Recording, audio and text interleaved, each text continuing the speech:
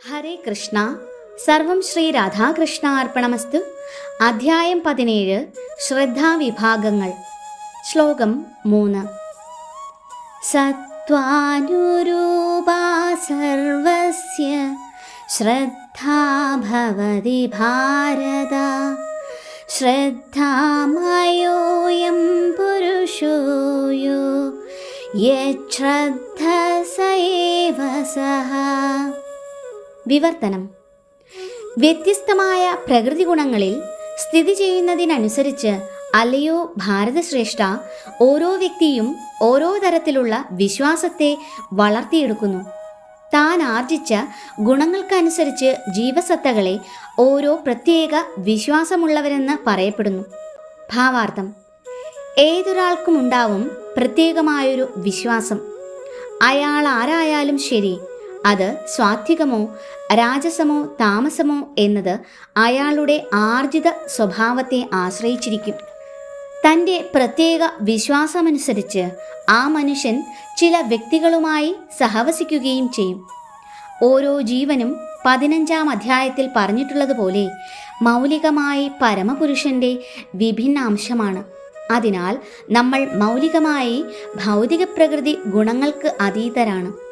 എന്നാൽ പരമപുരുഷനുമായുള്ള ബന്ധം മറന്ന് ഭൗതിക പ്രകൃതിയോട് ഇണങ്ങുമ്പോൾ ബദ്ധമായി പ്രകൃതിയുടെ വൈവിധ്യങ്ങൾക്കു വഴങ്ങി തൻ്റേതായൊരു വ്യക്തിത്വത്തെ സ്വയം സൃഷ്ടിക്കുന്നു. തത്ഫലമായുണ്ടാവുന്ന കൃത്രിമ ജീവിതവും വിശ്വാസവും കേവലം ഭൗതികമാണ്. ജീവിതത്തെക്കുറിച്ചുള്ള ഏതെങ്കിലും ഒരു ആശയത്താൽ അഥവാ സിദ്ധാന്തത്താൽ നയിക്കപ്പെടുന്നുവെങ്കിലും മൗലികമായി ആത്മാവ് ഗുണാതീതനത്രേ.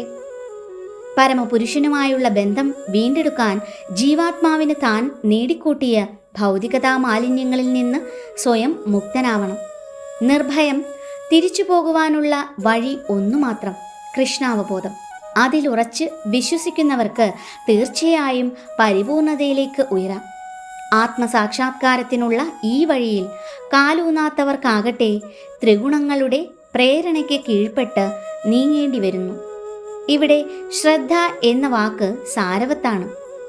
ശ്രദ്ധ അഥവാ വിശ്വാസം മൗലികമായി സത്വഗുണത്തിൽ നിന്നാണ് ഉദ്ഭവിക്കുന്നത്. ഒരാളുടെ വിശ്വാസം ഒരു ദേവനിലോ ദേവനാക്കപ്പെട്ടവനിലോ ഒരു ഭാവനാ സൃഷ്ടിയിലോ ആവട്ടെ ദൃഢവും പ്രബലവുമാണെങ്കിൽ ഭൗതികവും സാത്വികവുമായ കർമ്മങ്ങൾക്കു കാരണമായി തീരും. പക്ഷേ ബദ്ധമായ ഭൗതിക ജീവിതത്തിൽ ഒരു കർമ്മവും തികച്ചും വിശുദ്ധങ്ങളല്ല, ഇന്ദ്രിയാതീതമത്രേ. വിശുദ്ധ സാത്വികാവസ്ഥയിൽ പരമമായ ഭഗവത് സത്തയുടെ യഥാർത്ഥ സ്വഭാവം ഗ്രാഹ്യമാകുന്നു. വിശ്വാസം പൂർണ്ണമായും ശുദ്ധ സാത്വികതയുള്ളതല്ലെന്നു വരുന്ന കാലത്തോളം അതിനെ ത്രിഗുണങ്ങളുടേതായ മാലിന്യം ബാധിക്കാനിടയുണ്ട്. മലിനീകൃതങ്ങളായ ഈ ഗുണങ്ങൾ ഹൃദയത്തിൽ വ്യാപിച്ചിരിക്കും. അതിനാൽ സ്വഹൃദയത്തിൽ ഇഴുകിച്ചേർന്നിട്ടുള്ളത് ത്രിഗുണങ്ങളിൽ ഏതാണോ അതിനനുയോജ്യമായ വിശ്വാസമാണ് ഒരാൾക്കുണ്ടാവുക. ഹൃദയം സാത്വിക ഗുണമുറ്റതെങ്കിൽ വിശ്വാസവും സാത്വികമാവും. ഹൃദയം രജോ ഗുണബാധിതമെങ്കിൽ വിശ്വാസവും രാജസമായിരിക്കും. ഹൃദയം തമോ ഗുണം അഥവാ മിഥ്യയിലാണെങ്കിൽ വിശ്വാസവും അങ്ങനെ മലിനമായതാവാനേ വഴിയുള്ളൂ. ഇങ്ങനെ ലോകത്തിൽ പല വിധത്തിലുള്ള വിശ്വാസങ്ങളും അവയെ മുൻനിർത്തിക്കൊണ്ട് വ്യത്യസ്ത മതങ്ങളുമുള്ളതായി കാണാം. യഥാർത്ഥ മതവിശ്വാസത്തിൻ്റെ സത്ത് ശുദ്ധ സാത്വികതയിലാണുള്ളത്.